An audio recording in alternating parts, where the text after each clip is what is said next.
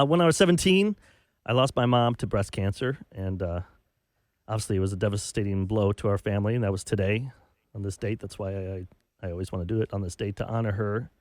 And obviously she left a sadness and emptiness in my heart. And later on, when I was 25, my dad passed away to cancer. This time it was colon cancer. And looking back, it's painfully clear that both of their lives could have been saved if they prioritized regular checkups. That's why I come on here every year, this one time, to preach, because I'm hoping somebody hears this and they'll get their checkups. Because the pain of losing them, especially when I think about all the moments that they've missed in my life, in my kid's life, is something I carry with me every day. My daughter had her birthday yesterday. She's 15. And I couldn't bear the thought of not having myself there for her in just a few short years, because I was 17 when my mom died.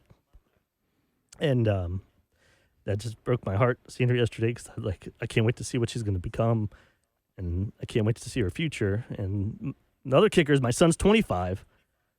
Yes, I had him when I was young. The same age I was when I lost my dad. And that's just a reminder for me that the void that this freaking cancer can leave behind and can cause everybody out there listening. And I know there's someone out there, everyone's listening. Everyone that's listening, you know somebody that's been affected because of cancer. And I share this personal story. I'm not trying to dwell on the past, but I'm trying to emphasize the importance of preventive health care. We want to prevent this from happening to your families. From mammograms, colonoscopies, they're simple yet crucial screenings that can detect cancer at an early treatable stage. They can all make a difference in this world if we all get our checkups.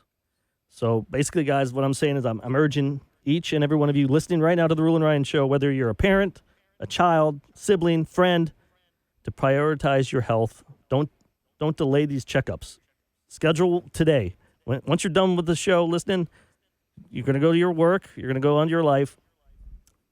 Take just 5 minutes. Schedule your appointment.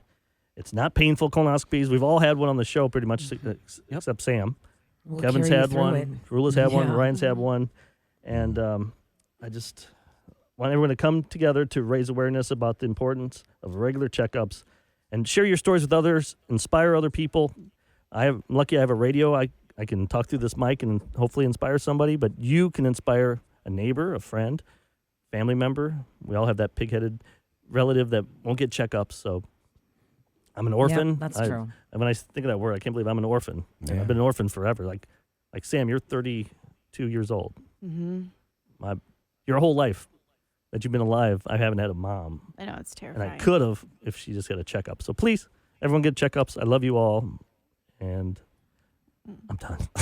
Hey, thank you for sharing. I love you guys. I love you, Eric. 37530, somebody just texted big hugs to you because their cousin just found out she has breast cancer at 36, and she found out because she listened to her body. That's important. So many times we are terrified of what our own body is telling us, and that is why it's super important to listen to the message of just go find out what it is and get ahead of it as fast as you can. Now, somebody text this, because Roula. it's not like you're not going to be affected if you just ignored it. What if you don't have insurance? If you ignore it.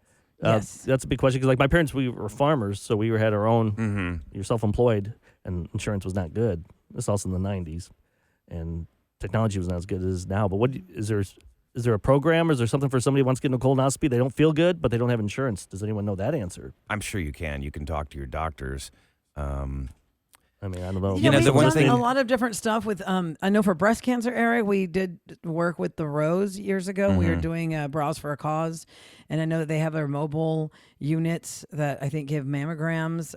There are a lot of, I bet if you just Google it in the Houston area, you definitely can find Google Yeah, it's as simple as a I Google search. Yeah, you can definitely Google. It says the University of Texas MD Anderson Cancer Center project is 80% working with primary care clinics to get this life-saving screening to patients who are not covered. Okay. So just Google it. I feel like we're not going to give the best answer, but if you Google, like, I don't have health insurance, how can I get these colonoscopies? There are ways around it. There's a lot of organizations that definitely want to help. Eric, I took your words to heart. I mean, that was, knowing your story is, it impacted me so much, because when I found out I had cancer, my very first thought was, oh my God, I'm going to do to my daughter what Eric had to suffer through. And that's the first thing. You don't even care about yourself. You just care about like, oh my God, Yep. pain is going to cause your family. Yeah, if you don't do it for yourself, do it for your family. And,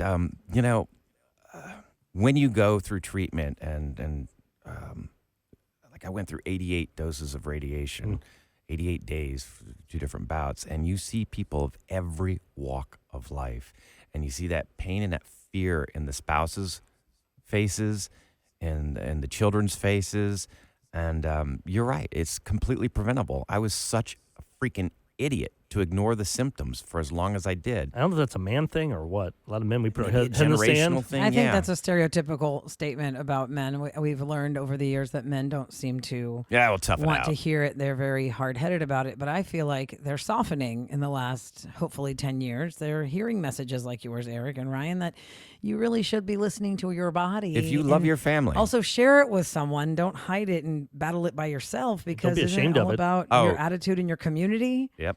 Yep. That's another mistake. Remember I hid it from you guys. For I'd the like to first give a couple shout out too to months. Mike Mercado. Stupid. Yeah, Mike.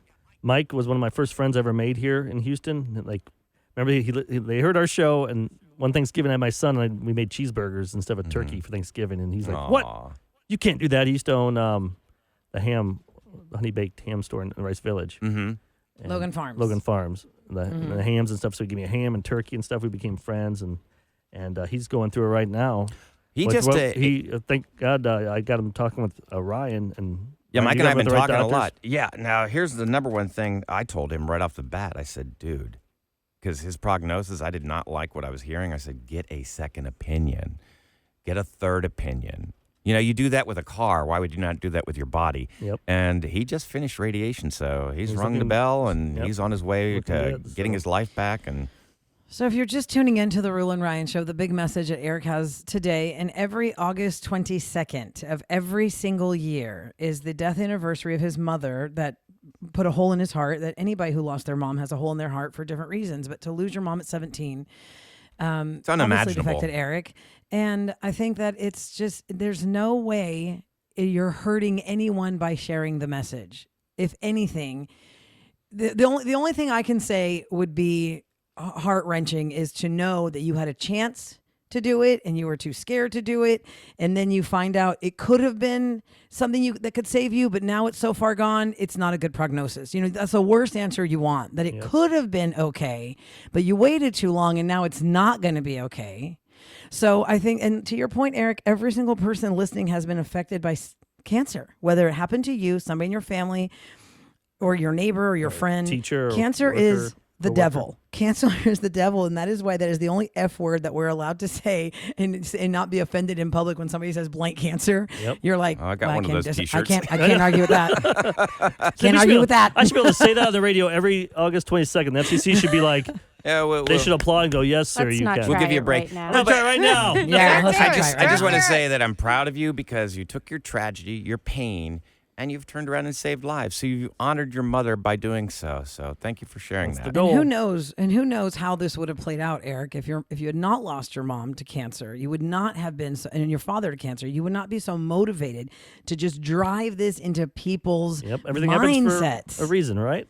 And I hate that you were the victim, how you had to lose your mom for this, but look at the ripple effect of this. June Rao, you did not pass away in vain. Yep. Right? I mean, And what's your dad's name? Roger. Hug you. Just Go wanna Raj. hug you. Raj. Rock and Raj. Raj. Love you guys. June and Love you, Raj to both Eric. of Love them. you Memory guys. eternal. Love you, Eric.